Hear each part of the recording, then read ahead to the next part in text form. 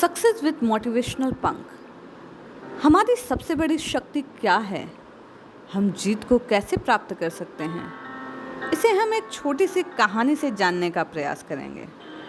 बहुत समय पहले की बात है। सिंहराज देववन का राजा था। उसे अपने तन की शक्ति पर बड़ा अभिमान था। तन से वह जितना बलवान था, मन से उतना ही बलहीन। इस कारण उसकी निर्णय क्षमता बड़ी ही नगण्य थी। प्रजा पर नौकरशाह हावी थे। वन में चारों ओर अव्यवस्था थी। वन की ऐसी स्थिति देख पड़ोसी वन का राजा गब्बर सिंह सिंहराज पर धावा बोल देता है। युद्ध में सिंहराज बुरी तरह परास्त हो गया और अपनी जान बचाकर वन में भाग निकला। उसने दूर एक पहाड़ की गुफा में शरण ली। इस गुफा में एक वृद्ध बंदर तपस्या करता था। राजा उस गुफा में काफ़ी समय तक छुपा रहा। एक दिन राजा सिंहराज बैठे बैठे रोना लगा। तपस्वी ने पूछा, सिंहराज क्या बात है, तुम क्यों रो रहे हो? सिंहराज बोला, महात्मन, मुझे मेरी मातृभूमि की याद आ रही है।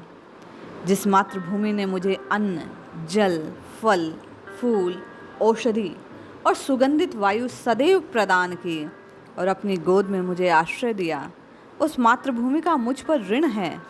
मैं अपनी मातृभूमि को मुक्त कराना चाहता हूँ, लेकिन मैं क्या करूँ, मैं तो हार चुका हूँ।